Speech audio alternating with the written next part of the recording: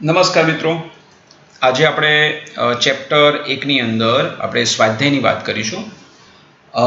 પહેલો જે એક્સરસાઇઝ છે નંબર 1ની વાત કરું તો એ પ્રશ્ન જે છે મિત્રો MCQ ટાઈપનો એક્સરસાઇઝ નંબર 1.1 આપણે એને કહી શકીએ. તો આ મિત્રો જે છે એને આપણે MCQ તરીકે લઈ શકીએ. આવો કોઈ પ્રશ્ન તમને 2 કે 3 માર્ક્સમાં પૂછાવાનો નથી. તમને અહીંયા જોશો તો બે વીજવારો આપેલા છે. એક વીજવાર છે 2 × 10⁻⁷ અને બીજો છે 3 × 10⁻⁷. એ બંને વચ્ચેનું અંતર જે છે 30 સેન્ટીમીટર છે. તો બે વચ્ચે લાગતું આપણે વિદ્યુત બળની ગણતરી કરવાની છે. તો ફર્સ્ટ ઓફ ઓલ શું કરીએ આપણે કે બે વીજવારોના જે મૂલ્યો તમને આપેલા છે Q1 ની વેલ્યુ છે 2 × 10⁻⁷ કુલમ, બરાબર છે. બીજા વીજવારની વાત કરું તો Q2 છે મિત્રો 3 × 10⁻⁷ કુલમ. અને બે વચ્ચે જે અંતર છે મિત્રો એ આપણે બોલીશું 30 સેન્ટીમીટર, એટલે એને હું બોલું મીટરમાં તો 0.3 મીટર. તો એ અનુસંધાનમાં બે વચ્ચે લાગતું વિદ્યુત બળ, તો વિદ્યુત બળ શું આવશે? તો બે વીજભારો વચ્ચે વિદ્યુત બળ Fનું સમીકરણ જે થશે કે Q1 Q2 અપોન બે વચ્ચેના અંતરનો વર્ગ એટલે R². અહીંયા આપણે વેલ્યુ એપ્લાય કરી દઈએ. કેની વેલ્યુ તમે જાણો છો 9 × 10⁹. વીજવારની વાત કરું તો એક વીજવાર, બંને ધન વીજવારો છે 10⁻⁷, અને બીજો છે 3 × 10⁻⁷. બંને વચ્ચે અપાકર્ષણ થશે કારણ કે બંને સેમ છે, સજાતીય છે. અને નીચે અંતર જે છે મિત્રો એ આપણે 30 સેન્ટીમીટર એટલે 0.3 નો વર્ગ કરીએ. ઉપર જુઓ તો 9 × 2 એટલે 18, 18 × 2 = 36, 18 × 3 = 54. 54 ભાગ્યા નીચે 0.09 કરીએ તો એ જવાબ જે થશે 600, અને ઉપર જે ઘાત આવશે -14 અને 9 એટલે આપણે બોલીશું -5. એને વ્યવસ્થિત લખીએ વૈજ્ઞાનિક ભાષામાં તો 600 ની જગ્યાએ 6 લખું તો મેં 2 ઘટાડ્યા એટલે 2 વધારું, -5 માં 2 ઉમેરીશ તો એ -3 થશે, એટલે -5 માં 2 ઉમેર્યા એટલે -3, બરાબર છે. આ બે વીજભારો વચ્ચે લાગતું આપણે વિદ્યુત બળ કહી શકીએ, બરાબર છે.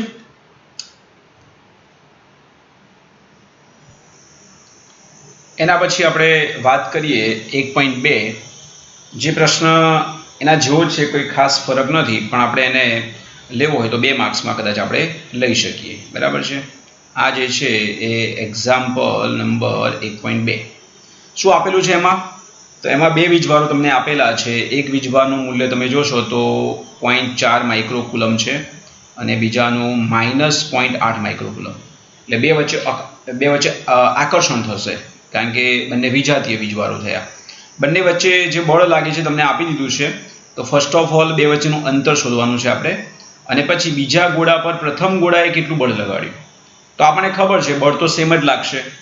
જે પહેલો ગોળો બીજા પર લગાડે ને બીજો પહેલા પર લગાડે, બળ બંને પર સેમ લાગે, દિશા જુદી હોઈ શકે. તો આપણે શું કરીએ, અહીંયા જે તમને વેલ્યુ આપેલી છે પહેલા વેલ્યુ લખી લઉં.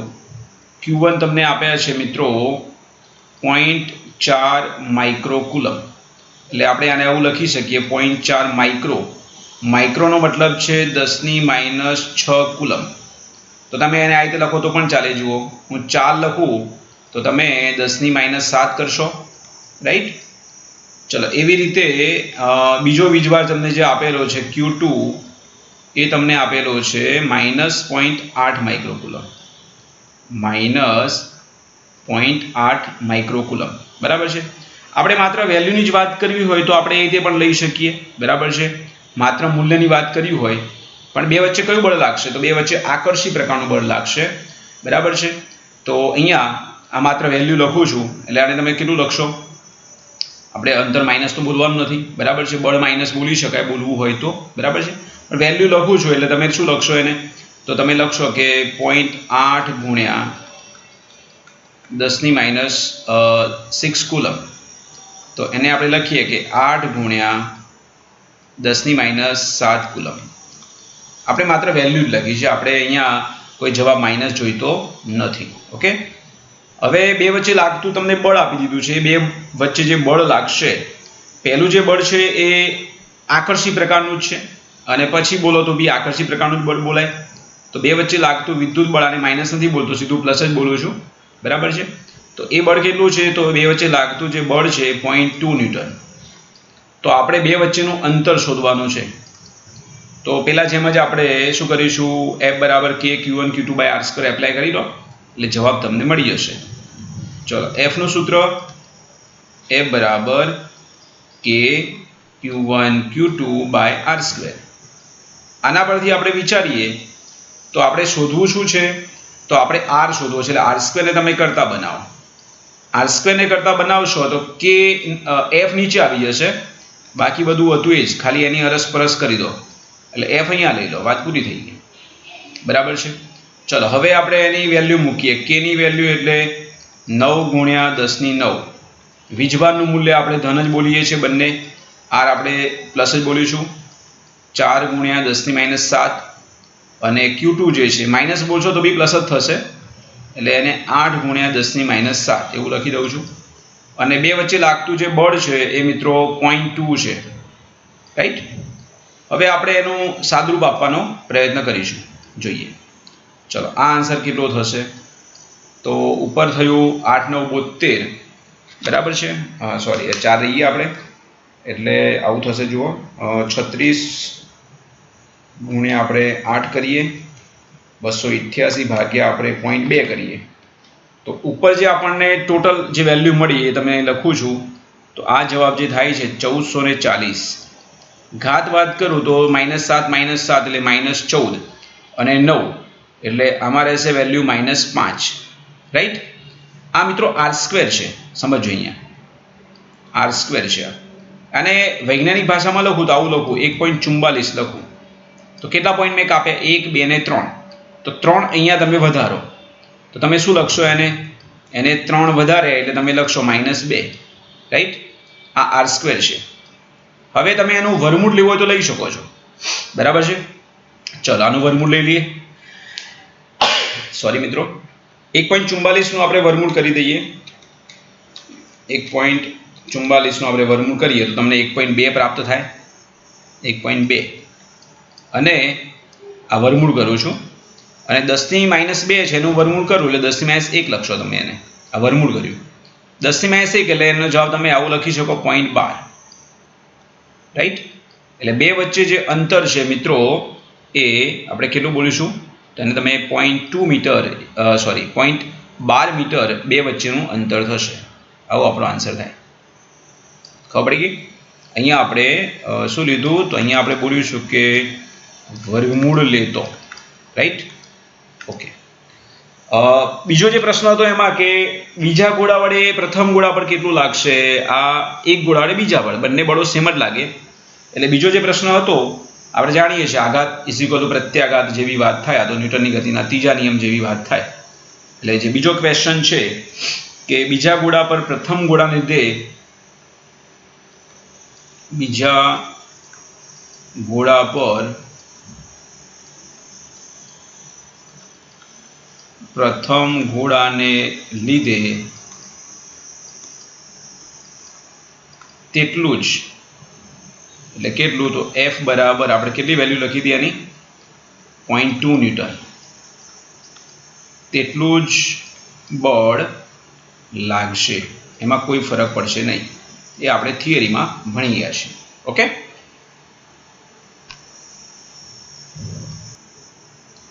મિત્રો એના પછી આપણે વાત કરીએ એક્ઝામ્પલ નંબર 1.3। તો આ પ્રશ્ન જે છે 2 માર્ક્સમાં મિત્રો પૂછી શકાય એવો ક્વેશ્ચન છે, એક્ઝામ્પલ 1.3। અહીંયા તમને એક વેલ્યુ આપેલી છે, ઇક્વેશન આપેલું છે k²/g_me_mp। k એટલે અચળાંક, e એટલે તમને ખબર છે, g એટલે ગુરુત્વાકર્ષણનો સાર્વત્રિક અચળાંક, me એટલે ઇલેક્ટ્રોન દળ અને mp એટલે પ્રોટોન દળ। આ ગુણોત્તર પરિમાણ રહિત છે એવું તમે ચકાસો પહેલી વાત, એ પછી બીજી વાત કરું। તો પહેલો મુદ્દો એ છે કે આપણે સાબિત કરવાનું છે કે k² જે તમને વેલ્યુ આપેલી છે એનું પરિમાણ નથી બનતું, એટલે પરિમાણ રહિત બનવું જોઈએ। તો પહેલા આ વસ્તુ લખ્યું નાખો અહીંયા, નું પારિમાણિક સૂત્ર આપણે બનાવવાનો પ્રયત્ન કરીએ તો શું બનશે, k, તો k ની વેલ્યુ તમે લો છો 9 × 10⁹। એકમ શું લખો છો એનો, તો એનો એકમ તમે લખો છો k નો એકમ ન્યૂટન × મીટર સ્ક્વેર પર કુલમ. આ કેનો એકમ. ચલો વીજભાર.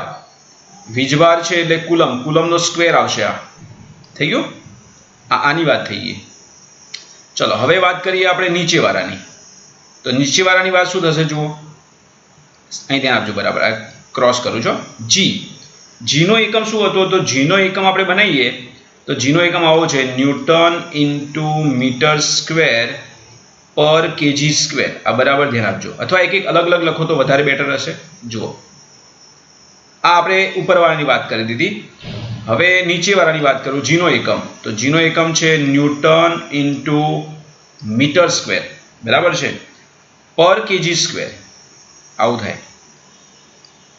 જીનું જે સૂત્ર બને એ પ્રમાણે એનો એકમ આ છે, બરાબર છે. નીચે એમઈ અને એમપી. તો એમઈ અને એમપી બે વખત, બરાબર છે. ઉપર હું 1 લખું છું ખાલી એમને, બરાબર છે. એમઈ અને એમપી બંને દળ છે એટલે કિલોગ્રામ કિલોગ્રામ બે વખત, એટલે તમે શું લખશો એને? તો એને લખશો કિલોગ્રામ સ્ક્વેર, રાઈટ. હવે તમે ચકાસી જુઓ શું થાય છે. તો જુઓ અહીંયા તમે જોશો તો ન્યૂટન ઇન્ટુ મીટર સ્ક્વેર આરે, ન્યૂટન ઇન્ટુ મીટર સ્ક્વેર આરે, બરાબર છે.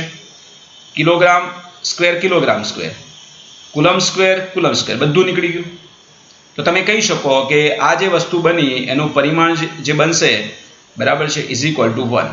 એટલે ઇઝ ઇક્વલ ટુ 1 એનો મતલબ એમ કહેવાય કે આ વસ્તુ જે છે એ પરિમાણ એનું કોઈ બનતું નથી. એટલે એને તમે બોલશો પરિમાણ રહિત છે, એનું કોઈ પારિમાણિક સૂત્ર બનતું નથી. બીજો જે વસ્તુ હતી એમાં કે એની વેલ્યુ શોધો એમ વાત હતી. તો કે square by G M E M P. તો તમને આ બધા દળ વેલ્યુ તમને ખબર હોવી જોઈએ, કાં તો આપેલા હશે, બરાબર છે. ઉપર આપેલા જ હોય તો આપેલા હોય તો હું લખી દઉં ઉપર કયા કયા વેલ્યુ તમને આપેલા હતા, બરાબર છે.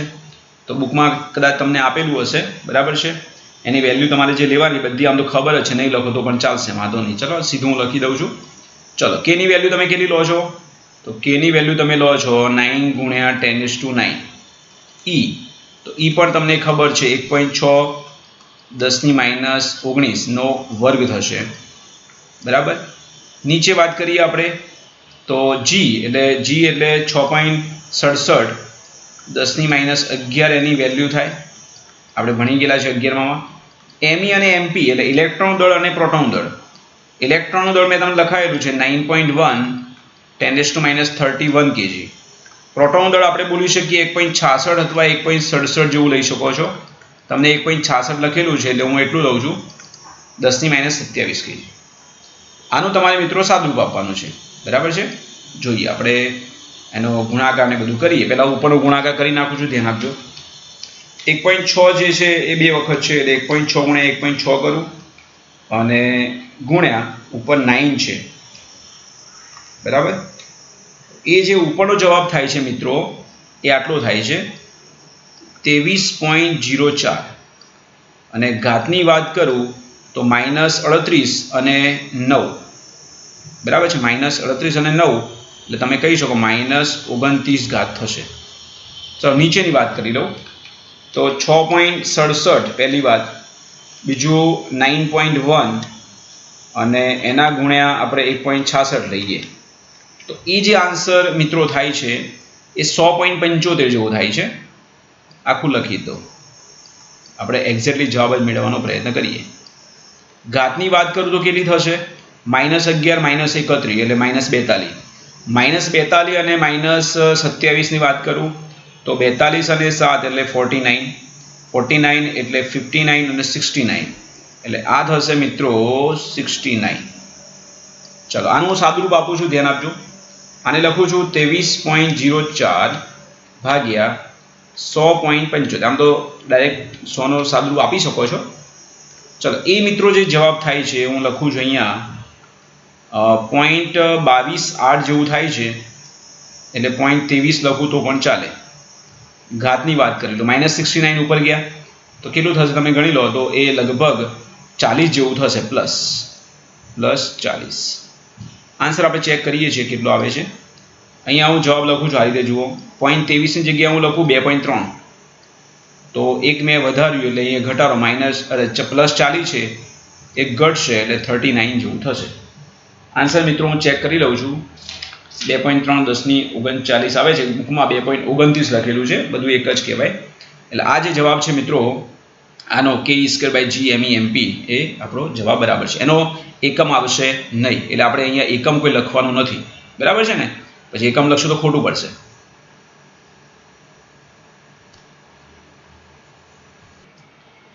મિત્રો એના પછી આપણે વાત કરીએ તો 1.6 એમાં તમને જે વસ્તુ આપેલી છે કે 4 વીજભારો તમને આપેલા છે, 4 બિંદુવત વીજભારો, અને એ તમને ચોરસ માટે વાત કરી છે. ચોરસ ABCD ના શિરોબિંદુ પર મૂકેલા છે.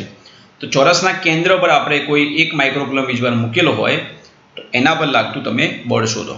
તો એના માટે આપણે એક આકૃતિ દોરીએ. જુઓ, ફર્સ્ટ ઓફ ઓલ આપણે શું કરીએ તો આપણે ચોરસ દોરવાનો પ્રયત્ન કરીએ, અને ચોરસને આપણે સમજીશું પણ ખરા. જોઈએ, ચલો આ એક ચોરસ છે.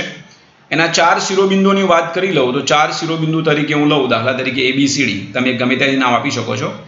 અહીંયા સમજી લો કે આ જે બિંદુ છે એ આપણે A લઈએ, આ જે છે એ B, આ C, અને આ જે બિંદુ છે એ D.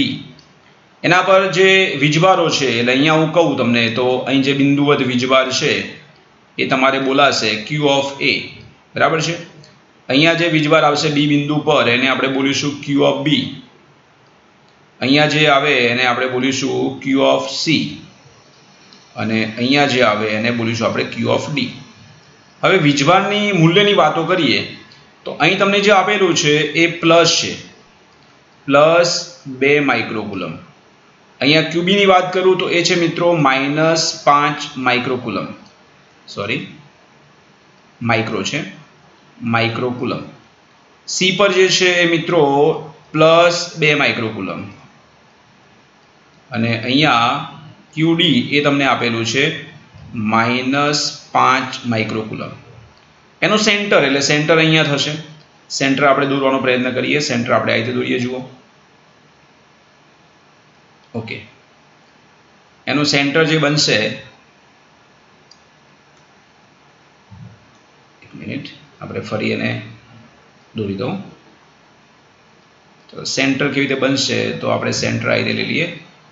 આ એક લાઈન થઈ અહીંયા, એવી જ આપણે બીજી લાઈન દોરી દઈએ એટલે એનું સેન્ટર બની જાય. ચલો, ઓકે. હવે એનું જે સેન્ટર બન્યું, બરાબર છે, એ સેન્ટર આ છે, રાઈટ? આ એનું સેન્ટર. સેન્ટર પર વીજભાર કેટલો આપેલો છે તો સેન્ટર પર વીજભાર તમને આપેલો છે 1 માઇક્રોકુલમ. તો એના પર લાગતું બળ શોધો એમ કહે છે. હવે મિત્રો બળ શોધવું હોય તો આપણે દિશાની વાત કરવી પડે. પહેલા જુઓ, A પર વીજભાર જે આપેલો છે A પર એ ધન છે. ધનનું ક્ષેત્ર કઈ બાજુ હોય તો ધનનું ક્ષેત્ર બહાર નીકળે. તો આ ધન છે એટલે એનું ક્ષેત્ર બહાર નીકળશે. ચલો, આ બધા અંતરો તમે વિચારો. આ અંતર હું R બોલું, બધા નામ જે આપેલા હોય, બધી બાજુ 10 સેન્ટીમીટર અંતર આપેલું છે. આ અંતર 10 સેન્ટીમીટર, આ અંતર 10 સેન્ટીમીટર. એના આધારે પેલી જે લાઈન બનશે એ તમે ગણી શકો છો. આ બધી બાજુની લંબાઈ 10 સેન્ટીમીટર છે. હવે એમ બોલું કે આ બધા અંતરો જે બને એ બધા અંતરો અહીંયા હું R બોલું છું, ઉગમ બિંદુથી જે ખૂણાના અંતરો છે. આ ધન છે એટલે એનું બહાર નીકળશે.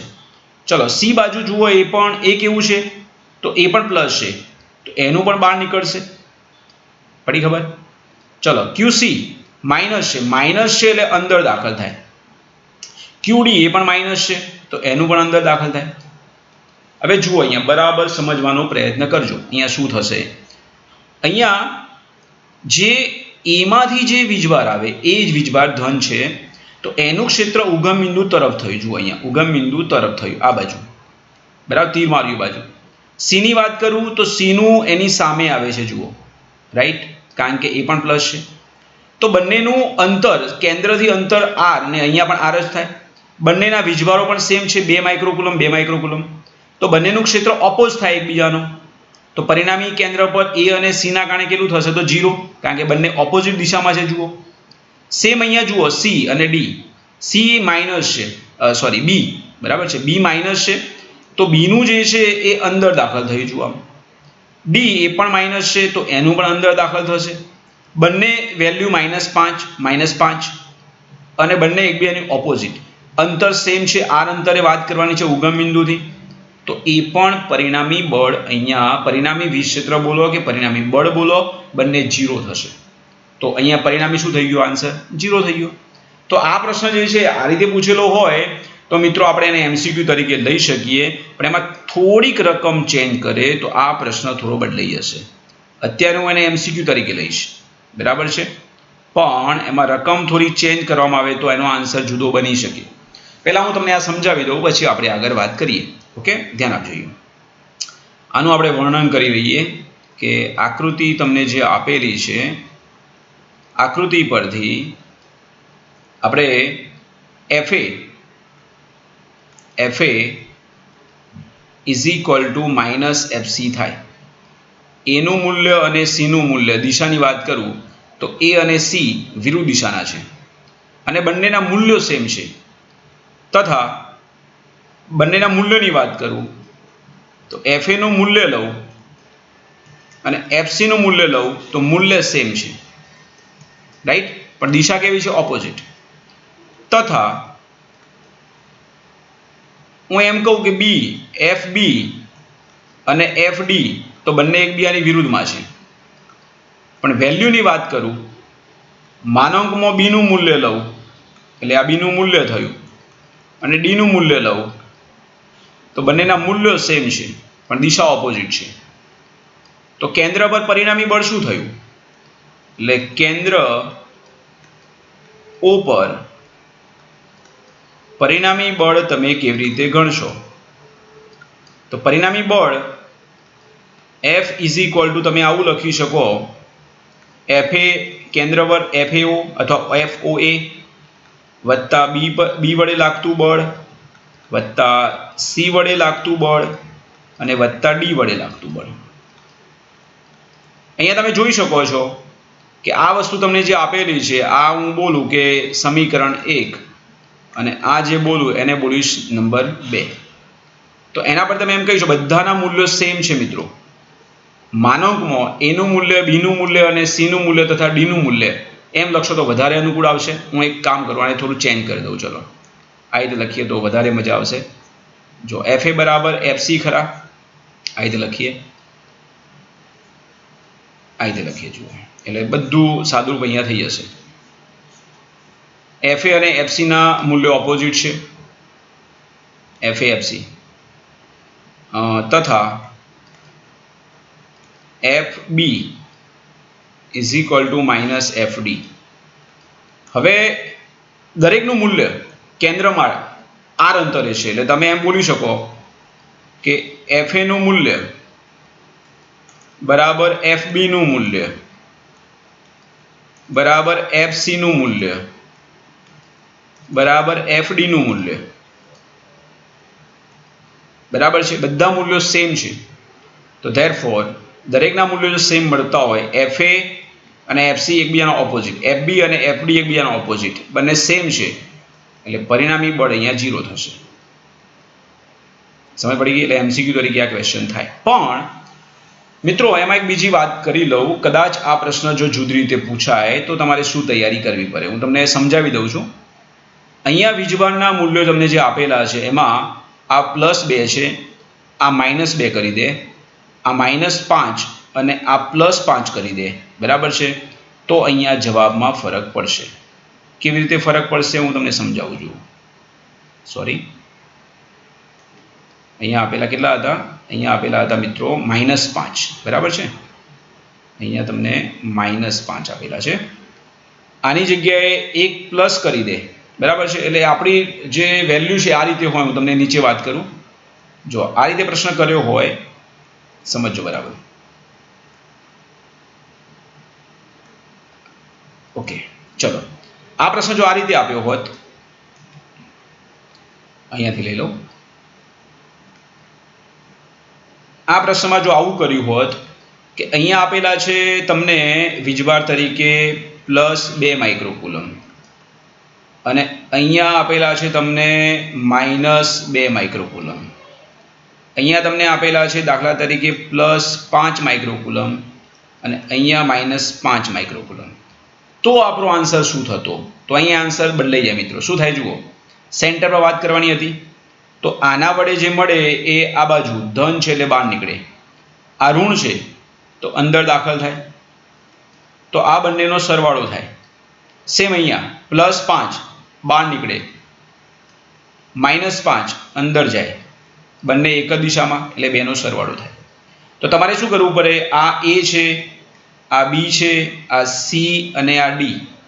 ઓકે, તો આ રીતે જો રકમ આપી હોય, અહીંયા થોડું ચેન્જ કરી દે તો પ્રશ્ન આપણો આ રીતે થાય. જુઓ, તમારે શું કરવું પડે? અહીંયા સેન્ટર પર જે અંતર આ શોધવું પડે. આ 10 છે, આ 10 છે, એટલે આ તમારે કોણ થાય એ નક્કી કરવું પડે અને એની વેલ્યુ એટલે R તમારે શોધવા પડે. અને એના પર તમારે શું કરવું પડે? જુઓ, A નું આ બાજુ આવે, C નું અંદર દાખલ થાય, એટલે આ બેનો સરવાળો કરવાનો. બરાબર, એને તમારે નામ આપી દેવાનું F1. F1 એટલે શું? તો FA વડે અને FC વડે જે બળ લાગ્યું એવું B વડે જે લાગ્યું અને D વડે જે લાગ્યું એ બેનો સરવાળો કરવાનો F2, એટલે એ આવશે FB + FD. આવું કોઈ ક્વેશ્ચન નીટમાં પૂછાય તો. હવે F1 ને F2 કેટલા?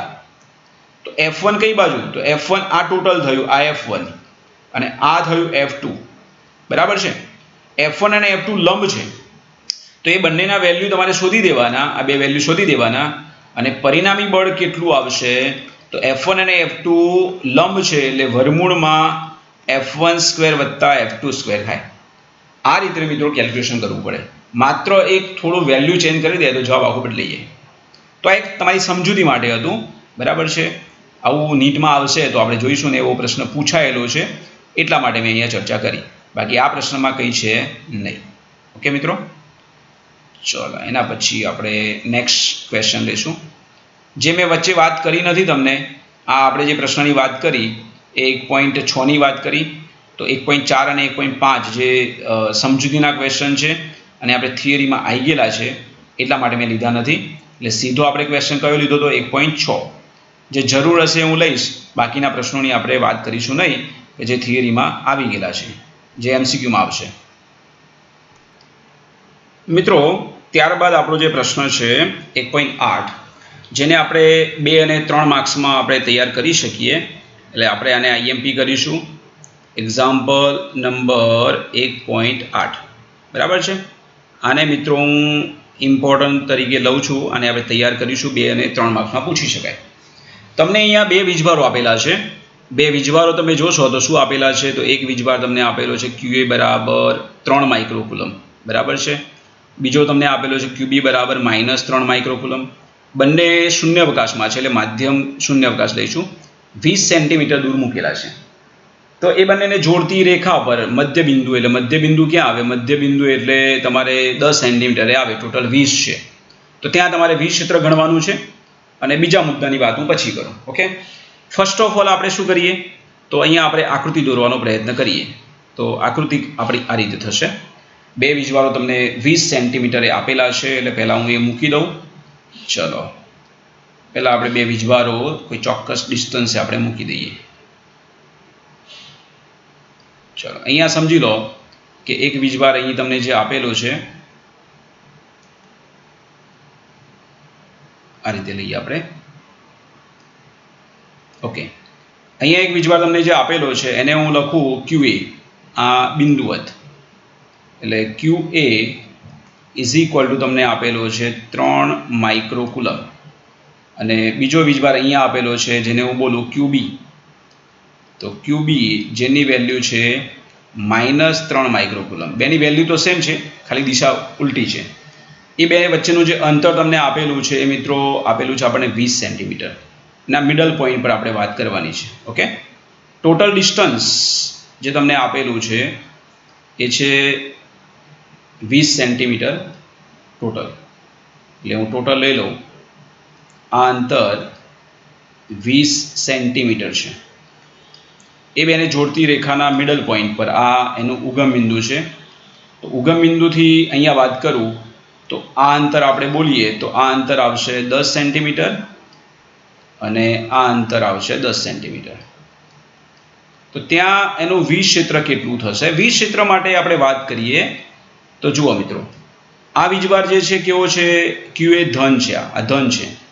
ધન છે એટલે એનું ક્ષેત્ર બહાર નીકળે, બરાબર છે. અહીંયા વાત કરું -3 માઇક્રોકુલમ, તો -3 ઋણ છે એટલે એની અંદર આવે, એની અંદર તરફ જાય. તો પહેલાં તો આપણે દિશા નક્કી કરવાની. તો આ મિત્રો જે છે એ ધન વીજભાર છે અને આ જે છે મિત્રો એ ઋણ વીજભાર છે. ધનમાંથી બહાર નીકળે, ઋણમાં અંદર દાખલ થાય. તો બંનેનું ક્ષેત્ર જે મળ્યું, આ જે ક્ષેત્ર મળ્યું એ આપણે બોલીશું E ઓફ A અને આ જે ક્ષેત્ર મળ્યું એ બોલીશું આપણે E ઓફ B. બંનેની દિશા એક જ થાય છે એટલે બેનો શું થશે? તો બેનો સરવાળો થશે.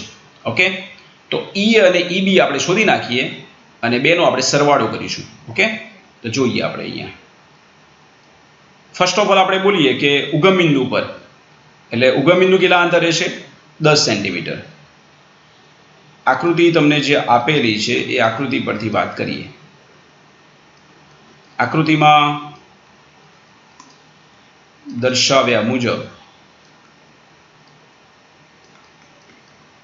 કેન્દ્ર O થી A વીજભાર તથા B વીજભાર બંને, A તથા એટલે QA QB એમ લખો તો વધારે સારું લાગશે. QA તથા QB વીજભાર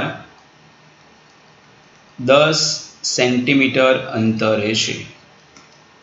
બંનેનું આમ તો મૂલ્ય સેમ મળે એટલે સીધું લખી નાખો તો પણ ચાલી જાય, બરાબર છે. બંનેની દિશા જે છે એ સીધું લખી નાખો આપણે. બંનેની દિશા એક જ હોવાથી સરવાળો થશે. પણ એક વસ્તુ ધ્યાન આપજો, આપણે દિશા લઈ લીધી છે એટલે પ્લસ માઇનસનો ઉપયોગ આપણે કરી લીધો છે. માઇનસનો ઉપયોગ આપણે કરી લીધો, તો જ્યારે આપણે QBની વેલ્યુ મૂકીએ તો માઇનસ નહીં મૂકીએ, કારણ કે દિશામાં આપણે એનો યુઝ કરી લીધો છે. એટલે કુલ વીજ ક્ષેત્ર કેન્દ્ર O આગળ વીજ ક્ષેત્ર કેટલું થશે? કેન્દ્ર આગળ વીજ ક્ષેત્ર આપણને શું મળશે? તો કેન્દ્ર આગળ જે વીજ ક્ષેત્ર મળે E ઓફ E ટોટલ, એક આપણે આવશે એક A ના કારણે, બરાબર છે, અને બીજું જે આવશે B ના કારણે વીજ ક્ષેત્ર. દિશા આપણે લઈ લીધી છે એટલે કોઈ સદિશ નહીં મારો તો પણ ચાલશે, રાઈટ? ઓકે, E એ કેટલા બોલશો? તો E એ બરાબર તમે બોલશો કે QA બાય R² વત્તા કે QB બાય R². R આપણે કેટલા લેવાના છે? તો જો R બરાબર આપણે 10 સેન્ટીમીટર લેવાના છે, બરાબર છે. અહીંયા આપણે R ની વેલ્યુ 10 લઈશું. R is equal to 10 centimetre. QA અને QB, QA બોલો કે QB બોલો, બેની વેલ્યુ સેમ છે. જેને આપણે Q તરીકે લઈ લઈએ તો એને સીધું લખું છું 3 માઇક્રોકુલમ. કેમ એવું કર્યું? કારણ કે માઇનસનો ઉપયોગ આપણે દિશામાં કરી લીધો છે, બરાબર છે, એટલે એને 3 માઇક્રોકુલમ તરીકે આપણે લઈશું. 3 માઇક્રોકુલમ 10 સેન્ટીમીટરને આપણે શું બોલશું? 0.1 મીટર, બરાબર છે. આને શું બોલશો? 3 ગુણ્યા 10⁻6 કુલમ, રાઈટ? તો બેના મૂલ્યો સેમ છે, બરાબર છે, એટલે હું આ સીધું આમ લખી દીધું પણ ચાલી જાય. જુઓ, આનો મતલબ તમે એમ લખી શકો આ બંને સેમ છે એટલે 2 વખત KQ બાય R² ચાલી જાય ને? આવું તમે લખી શકો, કારણ કે આ 2 વખત વેલ્યુ મળી એમ કહી શકાય. ચલો, બંનેનો જવાબ સેમ મળવાનો છે. કેની વેલ્યુ 9 ગુણ્યા 10⁹. વીજભારનું મૂલ્ય છે મિત્રો 3 ગુણ્યા 10⁻6 માઇક્રો છે, અને નીચે R² એટલે 0.1 છે. 0.1 ને 10⁻1 બોલું તો પણ ચાલે, તો 10⁻1નો વર્ગ બોલો તો પણ વાંધો નહીં. આનો મિત્રો આપણે સાદુરૂપ આપી દઈએ. શું થશે જુઓ, તો ઉપર જે આવશે 2 3 6 અને 9 6 54 અને 10ની ઘાતની વાત કરું મિત્રો તો ઉપર 9 અને -6 એટલે 3 અને આ -2 ઉપર આવે એટલે પ્લસ થવાના, બરાબર છે. એટલે 10⁵ અહીંયા આપણે કહી શકીએ, બરાબર છે. એટલે આવું થશે 10⁵. તો એને આવું કહીએ. જુઓ, 54ની જગ્યાએ હું લખું 5.4 વૈજ્ઞાનિક ભાષામાં, તો એક મેં અહીંયા ઘટાડી એટલે વધારો, તો 10⁶ થશે, બરાબર છે. મિત્રો આપણો આન્સર જે છે અહીંયા આવી જાય છે. આ મિત્રો જે છે એ આપણે શું શોધ્યું? તો આપણે વીજ ક્ષેત્રની વાત કરી, એટલે વીજ ક્ષેત્ર ઈ. ઓકે, ઈનો એકમ શું આવશે? ઈનો એકમ જે છે ન્યૂટન પર કુલમ અથવા વોલ્ટ પ્રતિ મીટર તમે બોલી શકો. બરાબર છે, આ આપણો મિત્રો આન્સર થશે.